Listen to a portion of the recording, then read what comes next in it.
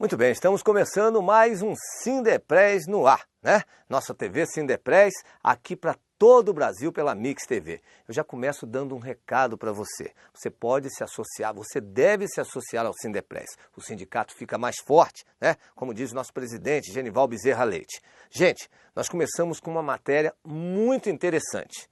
A jornalista Cleide Gonçalves conversou com Gaudêncio Torquato, jornalista, consultor político, muito bacana. Vai falar sobre política, tá? Você vai acompanhar essa entrevista agora, aqui para todo o Brasil.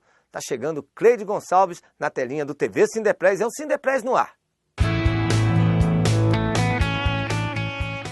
Hoje no Sindepress no ar, nosso entrevistado é o professor, jornalista e consultor político Gaudêncio Torquato. Bom dia, professor. Bom dia.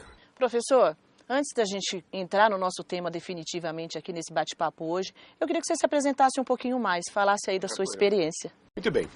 Eu sou um professor de comunicação política. Fui durante 30 anos professor de jornalismo e de comunicação política na Universidade de São Paulo. Ao mesmo tempo trabalhando na Folha de São Paulo. Na década de 80 passei a fazer comunicação empresarial. Fui o primeiro a escrever sobre comunicação empresarial no Brasil. Depois eu ingressei na área da comunicação governamental. Perfeito. E depois da comunicação governamental, passei a fazer marketing político. Fiz campanhas políticas no Norte, Nordeste, no Sudeste, enfim, todo o país, coordenando campanhas de governos de Estado. E hoje sou consultor. Depois de muitos anos, faço consultoria política. Portanto, hoje eu estou, vamos dizer assim, observando a cena política com muito interesse, mas sem perder, vamos dizer assim, a minha profissão jornalística, quando eu escrevo dominicalmente um artigo para o Estado de São Paulo, um artigo sobre macropolítica. Ok. A gente vai tratar aqui, professor, sobre a questão da política, da comunicação na política, mas eu sei que falar de comunicação é uma coisa muito generalizada, mas queria que o senhor falasse um pouquinho sobre isso. É evidente que a comunicação hoje é fundamental para o sucesso de uma pessoa, o sucesso de uma organização. A comunicação, como você sabe, é um sistema que permite que pessoas ou entidades, organizações, partidos políticos, enfim, expressem as suas ideias para um grupo de receptores, e a comunicação exige que essas mensagens tenham resposta. Então a comunicação ela tem um lado estético e tem um lado semântico. O lado estético é esse lado que resume a expressão da pessoa, a maneira como ela se apresenta. Quanto mais bem feita a sua comunicação, mais ela será percebida. Partidos políticos precisam de comunicação. Professor, agora a gente entra num tema mais assim, que é a sua especialidade hoje, né, que é a comunicação na política, né? Então eu queria que você falasse um pouquinho, na verdade, avaliasse, né, a campanha eleitoral deste ano em comparação com os anos anteriores, por exemplo. Pois é. Toda campanha eleitoral tem a sua identidade, tem o seu clima, tem o seu espírito. O que diferencia a campanha eleitoral deste ano de campanhas passadas? Esta campanha mostra uma atividade de mobilização, povo na rua, como nunca aconteceu no país. A não ser durante a morte do Tancredo Neves, que foi a multidão esteve na rua. Que presenciamos. Muito bem, de lá para cá, nós não vimos o povo muito afastado da política. E de repente o povo aflui às ruas, corre às ruas. Que significados e demandas a população brasileira aponta? O sistema educacional está obsoleto. A área da saúde corroída. A segurança pública um desastre. Então, há temas fundamentais no país que não são atacados de maneira contundente. Então, as pessoas querem mudança, querem avançar. Agora, mudar é difícil. Mas mudar o Brasil, eu até estou escrevendo domingo sobre isso. Sim. Mudar o Brasil, como é que você pode mudar o Brasil? Com uma cultura política arraigada na árvore dos ismos. Que árvore é essa? Patrimonialismo, que é a mistura, que é a apropriação da res pública, da coisa pública pelo negócio privado. Patrimonialismo.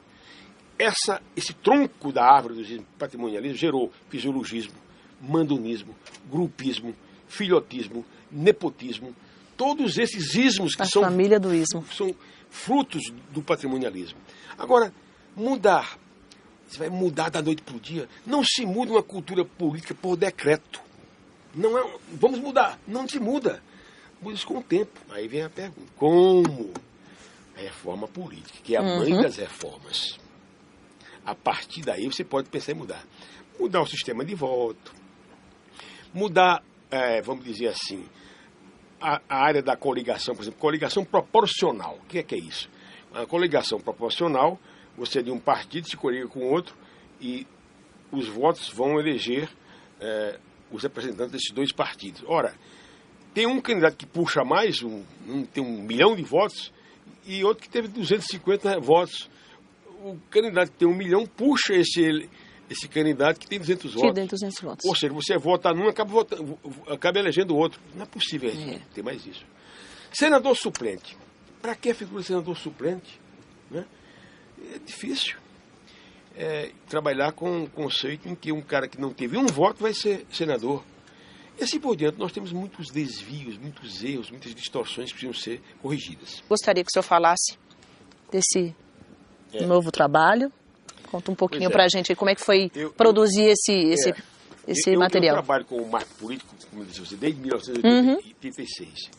Fiz um primeiro livrinho em 86, Marketing Político Governamental. E de lá para cá, eu fiz mais uns 8 ou 9 livros, produzi mais uns 8 ou 9 livros sobre comunicação e marketing político. E este aqui é um livro em que eu resgato os conceitos fundamentais. Sim. E combato os vícios ou os erros, as distorções do velho marketing. Praticado pelos... E apresento aqui qual o rumo a ser tomado pelo novo marketing político do país, com algumas diretrizes. Perfeito. Então é um livro, vamos dizer assim, para assessores, candidatos, estudantes, profissionais da comunicação, do marketing, da propaganda, enfim. A gente encontra esse livro em todas as livrarias aqui de São Paulo? Em todas as livrarias, sem dúvida. Editora Sumos. Editora Sumos. Professor, quais são as reformas fundamentais para o Brasil? Primeiro, reforma política, como eu já coloquei. Segundo, reforma previdenciária. O déficit da Previdência hoje ultrapassa 60 bilhões de reais. Reforma trabalhista. Reforma tributária fiscal. Não é possível que nós tenhamos hoje um bolo tão mal dividido. A União tendo hoje quase mais de 60% das receitas e deixando aos estados 20 e poucos por cento e os municípios até de 18, 16 a 18%. É possível. É preciso que nós façamos essas reformas fundamentais e na área educacional também.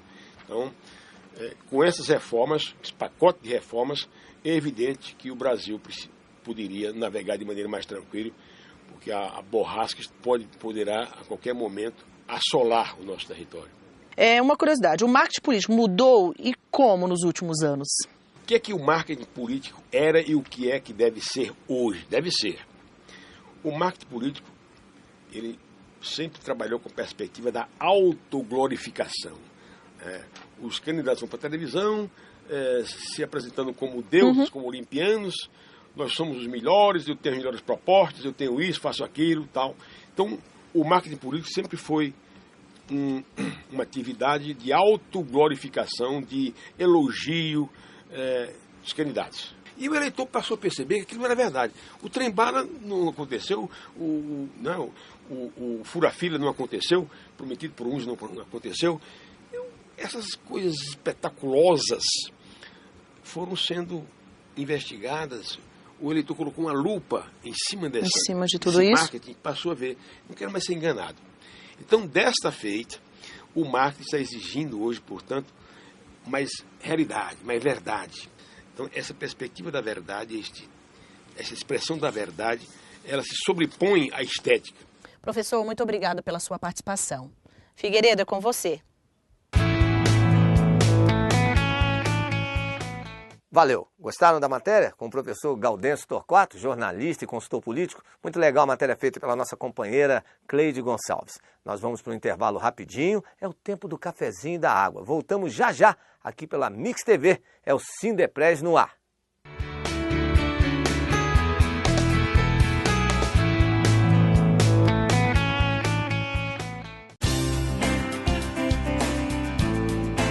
Construída em frente ao mar na Vila Tupi, na Praia da Enseada, a colônia de férias Bertioga tem capacidade para alojar 118 pessoas. São 36 quartos, com capacidade para 4 pessoas cada.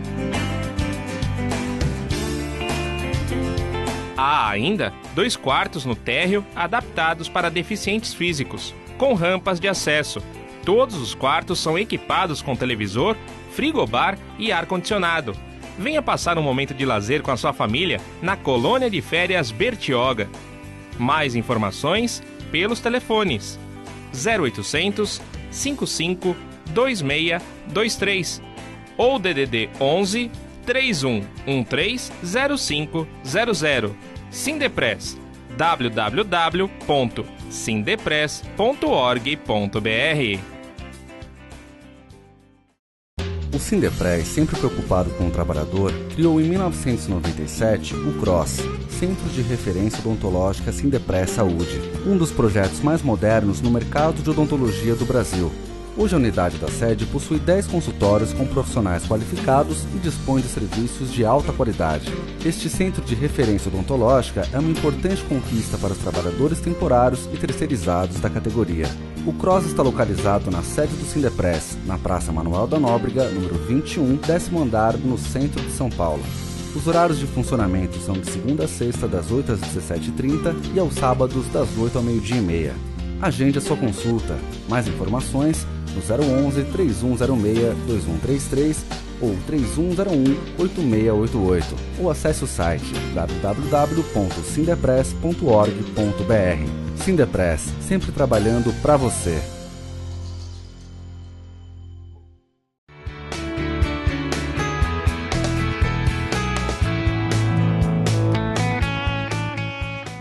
Eu já começo convocando você, minha amiga, você, meu amigo, para se sindicalizar. É isso mesmo. Entre no sindicato. Ó, o telefone está aparecendo aqui. O Sindicato Forte é um sindicato com vocês. Entre, você tem muitas novidades. Você tem a parte jurídica, você tem lazer, você fica sabendo o que está acontecendo no seu sindicato. Venha para o Sindepress.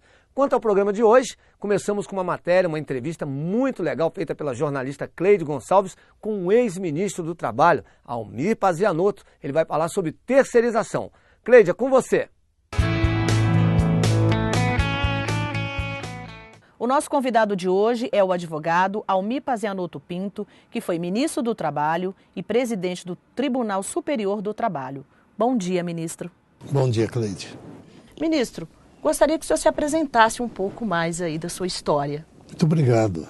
Eu sou capivariano do interior de São Paulo, fui fotógrafo, formei-me em 1960, advoguei 20 e poucos anos para sindicatos e trabalhadores, fui deputado estadual, fui secretário de Relações do Trabalho do governo Montoro, ministro do Trabalho do governo Sarney, nomeado pelo Dr. Tancredo, e finalmente fui para o Tribunal Superior do Trabalho, onde exerci os cargos de direção, corregedor, vice-presidente e presidente. Aposentei-me na presidência e hoje tenho um escritório de consultoria. Continuo extremamente interessado nas questões trabalhistas e, sobretudo, na modernização da legislação do trabalho.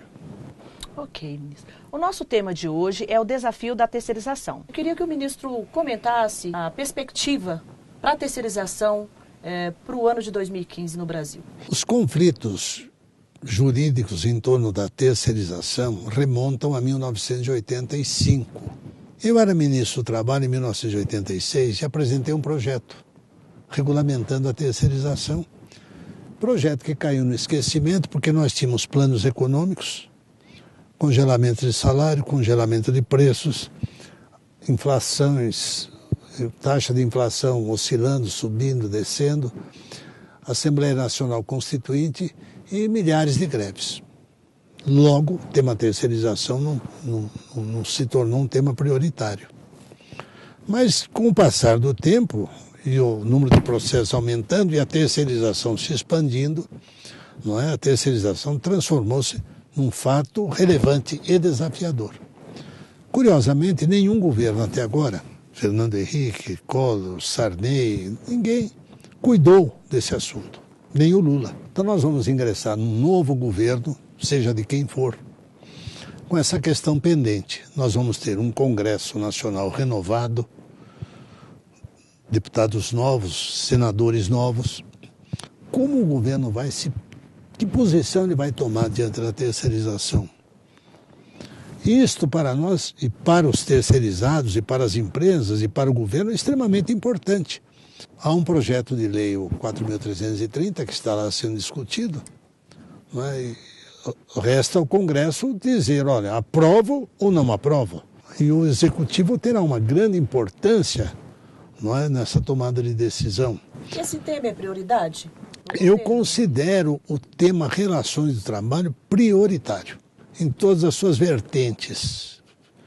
Qualquer lado que se examine a questão relativa a relações do trabalho, a questão é prioritária porque a economia gira em torno disso.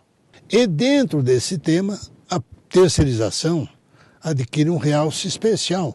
Tanto assim que o Supremo Tribunal Federal resolveu intervir. Nós temos 2 ações no Supremo, em grau de recurso extraordinário, que, no fundo, discutem o seguinte: existe uma divisão jurídica entre atividade fim e atividade meio? Se existe, ela está certa. Se não existe, ela está errada e precisa ser corrigida. Antes mesmo da aprovação da lei.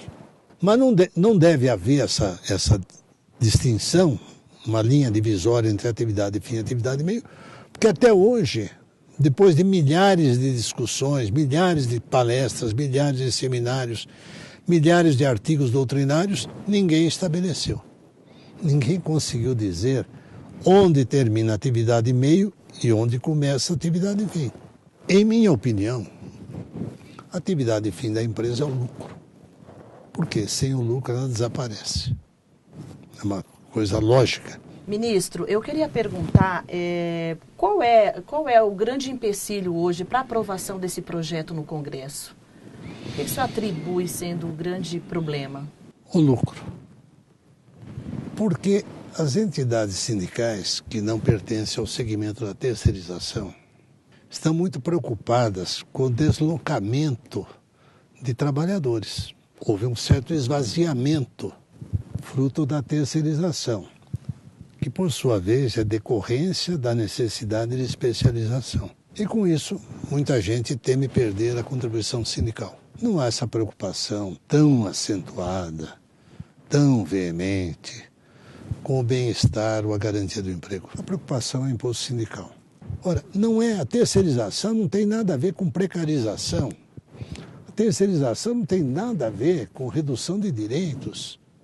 A situação é exatamente a mesma, a lei é exatamente a mesma. Não há uma lei que diga, olha, o direito de férias do terceirizado é diferente do direito de férias de quem não é terceirizado. Isso é uma tolice. Então, há uma preocupação com o imposto sindical, sem dúvida, e há uma preocupação ideológica. A gente ainda pode considerar que é um fenômeno? Mas é um fenômeno importante da economia moderna. Um fenômeno que não surgiu no Brasil. Ele é praticado no mundo todo. São raras as empresas que adotam um sistema verticalizado de produção. Elas adotam um sistema descentralizado, não é? Dividindo atividades específicas entre empresas específicas. A terceirização é um fenômeno do mundo moderno e, sobretudo, do mundo globalizado. Quais são as consequências da decisão do STF, se pró ou contra a terceirização? Como é que o senhor tem analisado essa questão? Eu escrevi um artigo publicado há alguns dias no Estado de São Paulo, na página 2, Cenários Possíveis. Eu traço o cenário com o STF entendendo que essa questão da divisão atividade fim, atividade meio é um equívoco. E com o STF entendendo que deve manter a divisão.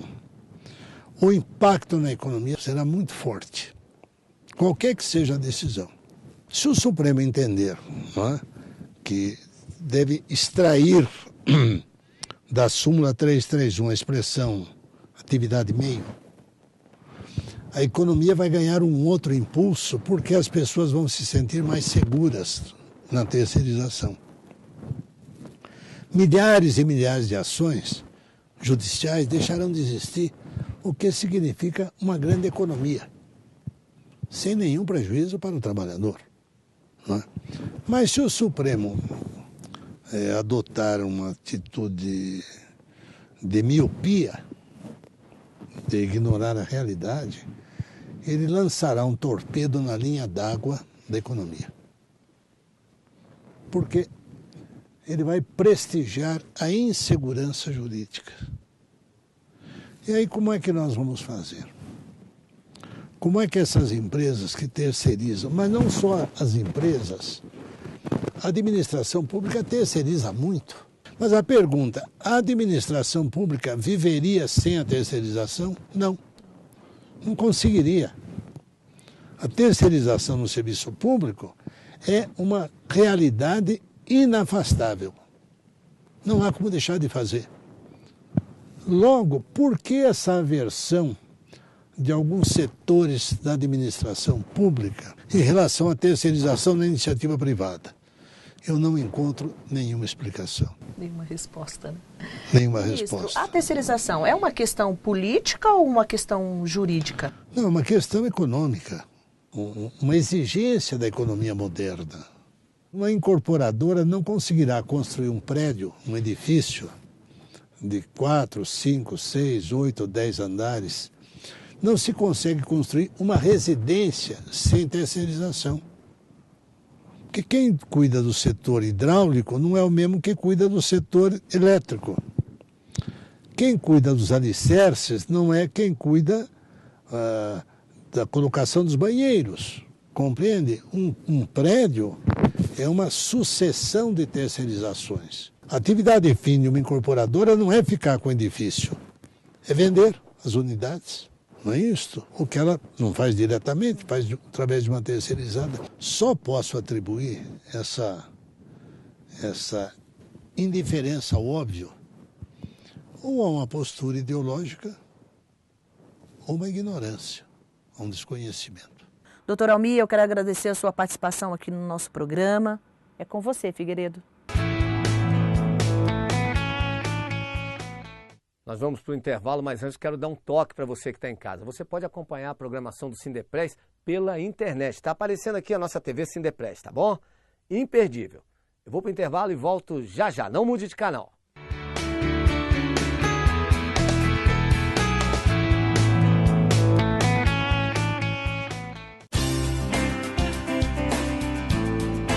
Construída em frente ao mar, na Vila Tupi, na Praia da Enseada, a colônia de férias Bertioga tem capacidade para alojar 118 pessoas. São 36 quartos, com capacidade para 4 pessoas cada. Há ainda 2 quartos no térreo adaptados para deficientes físicos, com rampas de acesso. Todos os quartos são equipados com televisor, frigobar e ar-condicionado. Venha passar um momento de lazer com a sua família na colônia de férias Bertioga. Mais informações pelos telefones 0800 55 2623 ou DDD 11 3113 0500. Sindepress, www.sindepress.org.br.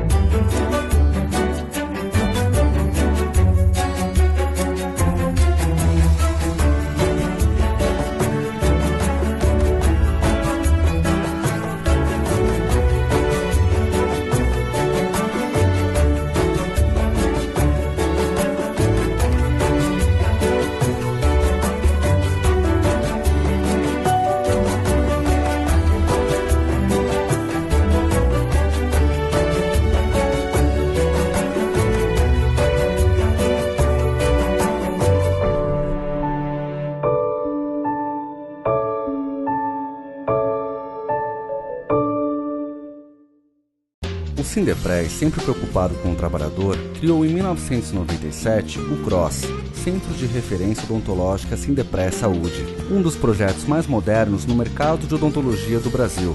Hoje a unidade da sede possui 10 consultórios com profissionais qualificados e dispõe de serviços de alta qualidade. Este centro de referência odontológica é uma importante conquista para os trabalhadores temporários e terceirizados da categoria. O CROSS está localizado na sede do Sindepres, na Praça Manuel da Nóbrega, número 21, 10º andar, no centro de São Paulo. Os horários de funcionamento são de segunda a sexta, das 8 às 17h30 e aos sábados, das 8 ao meio-dia e meia. Agende a sua consulta. Mais informações no 011 3106 2133 ou 3101 8688 ou acesse o site www.sindepres.org.br. Sindepres, sempre trabalhando para você.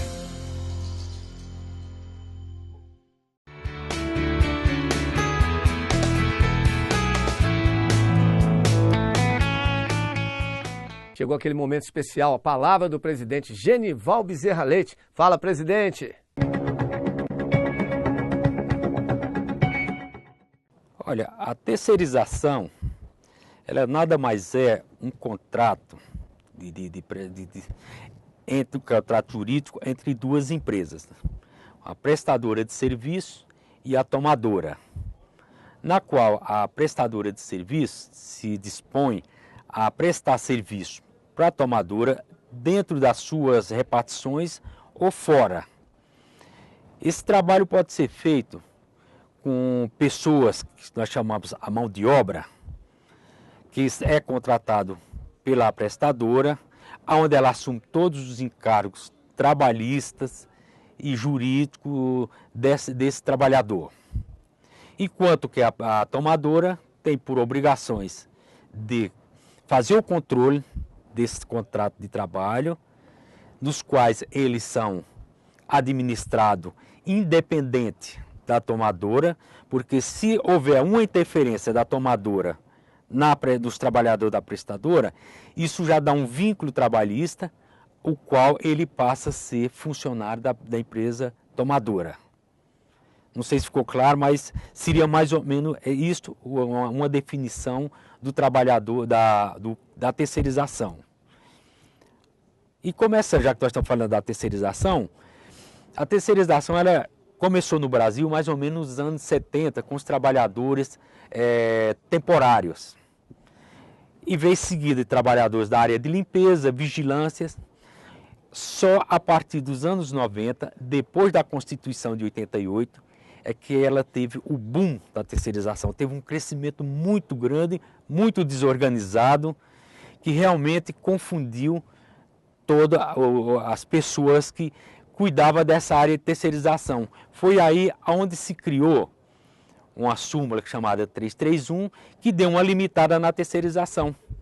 Que a terceirização podia ser no atividade e meio. Mas com esse crescimento, com a mudança da economia, a modernização, a entrada da internet, tudo nesse contexto, hoje você não sabe mais definir o que é meio, o que é fim numa terceirização.